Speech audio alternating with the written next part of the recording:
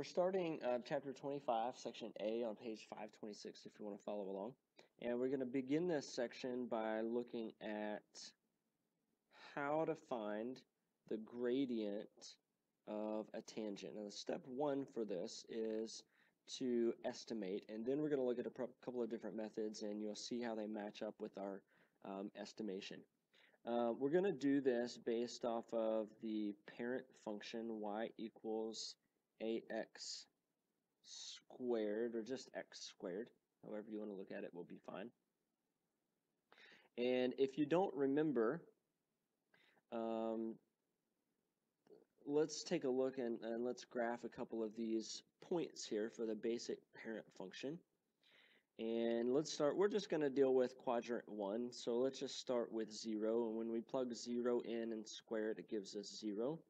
And we plug 1 in, that gives us 1. We plug 2 in, 2 gives us 4. Let's go a couple more points. Let's do 3 is 9 and 4 is 16. And now we can put these points on our graph, and it should be, there's 2, 4, and there's 3, 5, 6, 7, 8, 9. Go ahead and do this with me.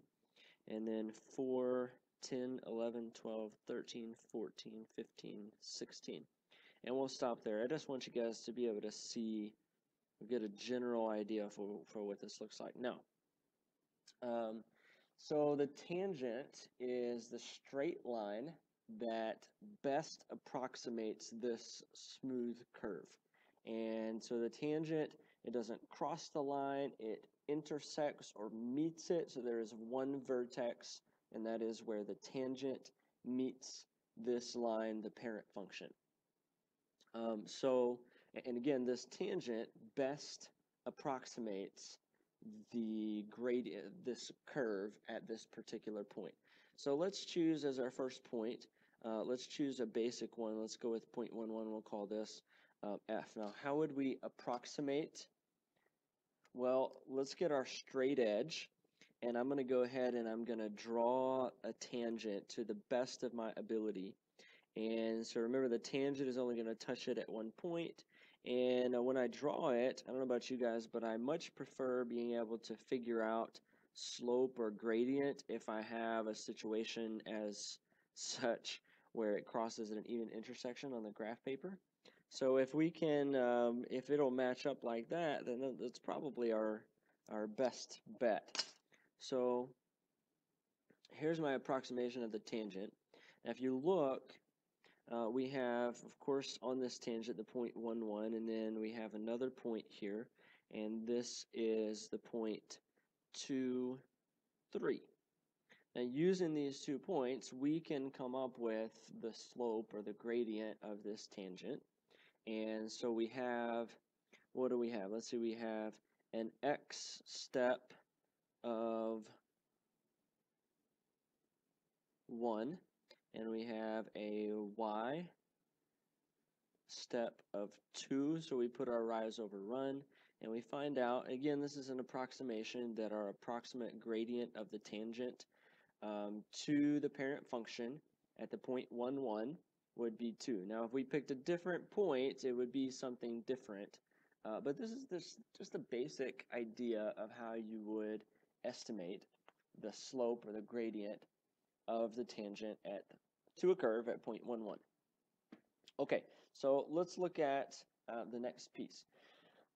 So another way that we can solve this is by using quadratic theory.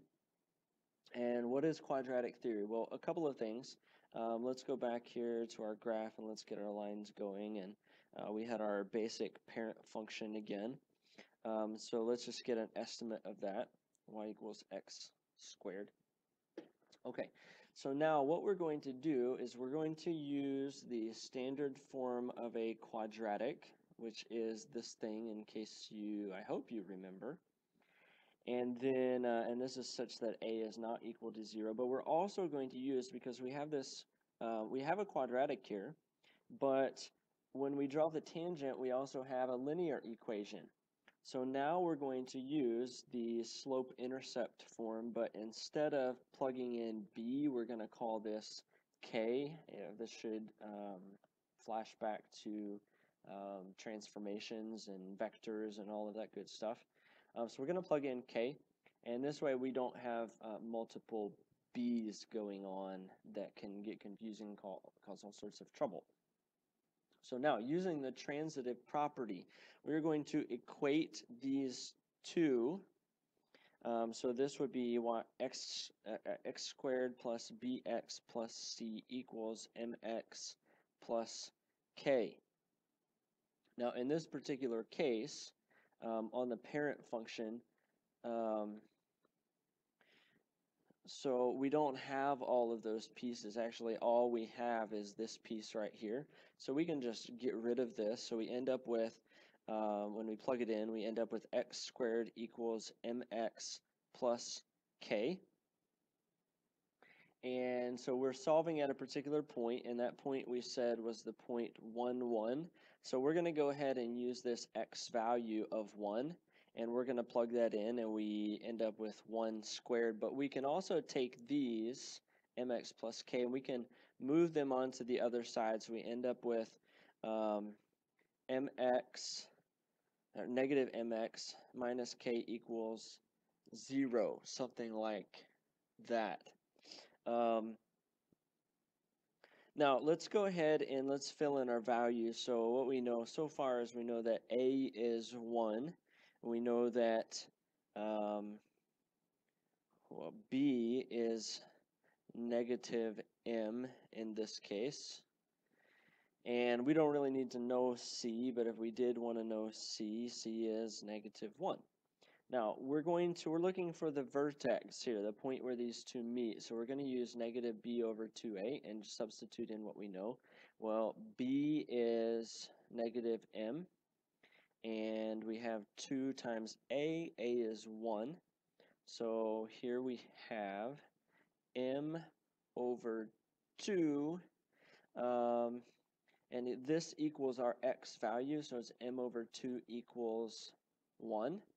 And now we can solve for m, and we find that m equals 2. Well, oddly enough, that's the same thing that we said when we were talking about our estimation. We said that it was 2. And in this case, we proved that it is in fact